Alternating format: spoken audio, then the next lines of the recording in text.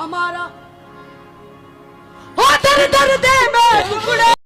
Oh my God, Arijit Singh की आवाज कितनी खूबसूरत है ना, तभी तो आप भी अरिजीत सिंह के दीवाने हैं। कोई बात नहीं, एक बार अरिजीत सिंह के असली आवाज को सुनिए। से चुन चुन खाइयो मां। अरे कोई बात नहीं, अभी तो ये महज शुरुआत है, अभी आगे आगे देखी होता है क्या।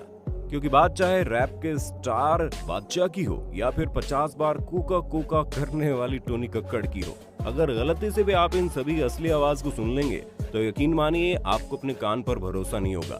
अरे भरोसा तो छोड़िए, आपको यकीन ही नहीं होगा कि आप कैसे कैसे लोगों के दीवाने बन बैठे हैं। वो क्या है ना कि आजकल जितने भी सिंगर आते हैं ना, उनमें से अधिकतर से तो बेहतरीन आप खुद बाथरूम में बैठकर गा सकते हैं, लेकिन जब से ऑटो ट्यून या फिर वॉइस एडिटर आए हैं, क्या बताएं, इन लोगों ने नाक में दम कर रखा है। जिसे गाने का एबीसीडी नहीं मालूम, वे सब कभी कोका कोका तो कभी काला काला करके फालतू के सुपरस्टार बन बैठे हैं। खैर कोई बात नहीं, आज हम आपको रूबरू करवाते हैं इनकी सच्चाई से, क्योंकि जिसके गानों पर आजकल लोग थिरक रहे हैं ना, अगर आप उनकी असली आवाज को सुन लेंगे तो यकीन मानिए आपके कान से खून आ जाएगा। टोनी कक्कड़ एक ऐसा गायक जिससे भारत का हर एक जनता त्रस्त है। यार किसी को समझ में नहीं आता कि गाना चल रहा है, गाना टक गया है।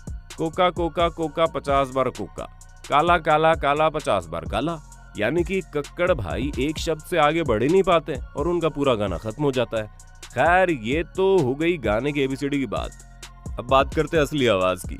एक बार एक लाइव शो के दौरान जब इनको बिना किसी ऑटो ट्यून के ही गाने के लिए कहा गया, तब तो ये भाई साहब भीगी बिल्ली बन गए। फिर बाकी की बात तो बाद में होगी, पहले आप इनकी असली आवाज सुनिए। तो हमको बड़े नसीबों से। यकीन नहीं हो रहा ना आप लोग किन के गाने सुनते हैं। यकीनन इससे अच्छा तो यार आप और आपका दोस्त बाथरूम में घुस के गाना गा लेते होंगे। मतलब गाना आता हो ना हो, गाने के लिरिक्स हो ना हो, कुछ अता पता हो ना हो, बस ऑटो ट्यून, वॉइस एडिटर और महंगा सा स्टूडियो होना चाहिए। फिर आप गाना गाओ, चिल्लाओ या गला फाड़ो, स्टूडियो वाले भाई साहब आपकी आवाज को एकदम कक्कड़ भाई की तरह कोका कोका कर ही देंगे। बादशाह, इनका तो आप जानते ही होंगे, जिसे लोग डीजे वाले बाबू के नाम से जानते हैं। दरअसल बादशाह है नहीं, बल्कि इन्होंने अपना नाम ही बादशाह रख दिया है। अगर आपको भी प्रधानमंत्री बनने का शौक है तो कोई बड़ी बात नहीं है, आप आराम से प्रधानमंत्री बन सकते हैं। बस अपने पिताजी को बोलिए आपका नाम बदल कर प्रधानमंत्री रख दें, आपके भाई का नाम बदल कर मुख्यमंत्री रख दें, बिल्कुल वैसे ही जैसे डीजे वाले बाबू बादशाह बन गए। खैर अब कर लेते हैं इनके गानों की बात और इनकी असली आवाज की बात। यकीन मानिए एक बार इन भाई साहब के एक गाने को लाइव गाने के लिए कहा गया, तब दर्शकों की हालत देखने लायक थी। फिलहाल आप इनके एक ही गाने के 2 वर्जन मैसेंजर वाला, पहला स्टूडियो में एडिट किया हुआ है और दूसरा एकदम असली आवाज में।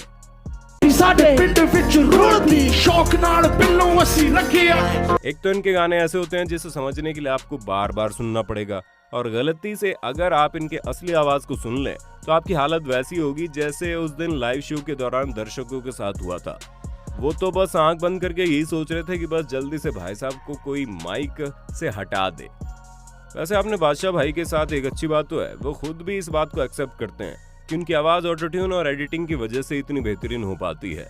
वो क्या है ना कि आजकल इतने बेहतरीन वॉइस एडिटिंग सॉफ्टवेयर और ऑटो ट्यून सॉफ्टवेयर आ चुके हैं कि किसी की भी आवाज उठाकर एकदम दर्दनाक गाना बनाया जा सकता है। जैसे कि अपने सल्लू भाई को ले लो, कभी किसी ने सोचा है अपने सल्लू भाई भी अरिजीत सिंह से बेहतर गा सकते हैं? लेकिन वॉइस एडिटिंग सॉफ्टवेयर जिंदाबाद। ध्वनि भानुशाली, अच्छा वो गाना तो आपको याद ही होगा ना, जिसमें एक लेडी सिंगर बोलती है कि ठीक 11:12 पर मेरा ब्रेकअप हो गया, और फिर होता है वास्ते जा दे दूं। एक ऐसा गाना था जिसने भारत के गाना सुनने वाले लोगों ने पहला ऐसे गाना बना दिया कि 100 करोड़ बार सुना गया। दरअसल सुनने वाले बस यही सुनना चाहते थे कि लोग क्या क्या करते हैं। इसमें कोई शक नहीं है कि बहुत से लोग इस गाने को बहुत पसंद भी करते हैं, क्योंकि इनका आवाज बड़ा बेहतरीन था। फिलहाल अब इनकी असली आवाज को सुन लो।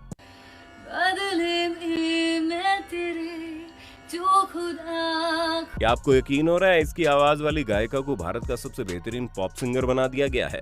और इनको बेहतरीन पॉप सिंगर बनाने वाले भी हम और आप ही हैं, क्योंकि हमें पता नहीं है कि वो उनका असली आवाज है फिर एडिटिंग सॉफ्टवेयर के द्वारा किया गया कमाल। यार एक बार उनकी असली आवाज को सुन लो ना, तो आपको इन सिंगर से ना भरोसा उठ जाएगा। यही वजह है कि इस तरह के सिंगर के गानों को महज 1 या 2 महीने बाद भुला दिया जाता है। यकीन ना हो तो आप याद भी करके देखिए, आज से 1 साल पहले आप जिन गानों को बड़ी देर तक सुना करते थे, अभी वो आपको याद भी नहीं आएंगे। दरअसल ऐसा इसलिए होता है क्योंकि ऑटो ट्यून के द्वारा तैयार किए गए संगीत सिर्फ कुछ वक्त के लिए होते हैं, लेकिन कुछ ऐसे भी सिंगर मौजूद हैं जिनके गानों को दशकों तक आज भी सुना जाता है और आज भी उन गायकों को किसी म्यूजिक या फिर किसी ऑटो ट्यून की जरूरत नहीं पड़ती। उनकी आवाज अपने आप में एक बेहतरीन संगीत की तरह होती है और ऐसे ही बेहतरीन सिंगर में से एक है श्रेया घोषाल। अब इस सिंगर के बारे में जितनी तारीफ करे उतनी कम है, क्योंकि इन्होंने ऑटो ट्यूनिंग के जमाने में भी अपनी आवाज का जादुई जलवा इस तरह से बिखेरा कि उन्हें इसके बदले 4 नेशनल अवार्ड और 7 फिल्म फेयर अवार्ड मिले। इनकी आवाज को सुनने के बाद मेरे पास बोलने के लिए शब्द ही नहीं है, क्योंकि इस आवाज से मैं मंत्रमुग्ध हो गया हूँ। इसकी आवाज में इनकी आवाज की सच्चाई है, जिसे ना ऑटो ट्यून की जरूरत है ना किसी इंस्ट्रूमेंट की। आपको जानकर हैरानी होगी, श्रेया घोषाल ने अपनी जिंदगी का पहला गाना महज 16 साल की उम्र में गाया था, जिसे देवदास फिल्म में जगह मिली थी। उस गाने का नाम है बैरी पिया बड़ा बेदर्दी। वो गाना उस वक्त का सबसे बड़ा हिट गानों में से एक था। उससे भी अधिक हैरानी की बात तो यह है कि उस वक्त श्रेया घोषाल ने उस गाने को महज 16 साल की उम्र में एक ही टेक में पूरा रिकॉर्ड कर दिया, जबकि कोका कोला और काला काला जैसे गानों को रिकॉर्ड करने के लिए इन ऑटो ट्यून वाले सिंगर को कई बार रीटेक लेने पड़ते थे। ऐसे में कहना बिल्कुल गलत नहीं होगा कि श्रेया का आज शायद कोई गाना होगा जो किसी को पसंद ना हो। ये बात खुद भी श्रेया अच्छी तरह से जानती है, इसलिए तो अपने फैंस को ट्रीट देने के लिए वो सोशल मीडिया पर अपने फैंस को अक्सर सुनाती रहती है, जिसे सुनने के बाद ऑटो ट्यून तो छोड़ो, मुझे दुनिया के सारे वॉइस एडिटिंग सॉफ्टवेयर बेकार लगने लगते हैं। हालांकि अगर आपको ऐसा लगता है कि श्रेया की आवाज का जादू सिर्फ हिंदी सिनेमा तक ही है, तो जरा अपने कानों को खोलकर सुनिए। इनकी आवाज बंगाली सिनेमा में भी लोगों के कानों में ऐसे ही गूंजती है। यही वजह है कि श्रेया घोषाल को सबसे बेहतरीन सिंगर्स में से एक माना जाता है।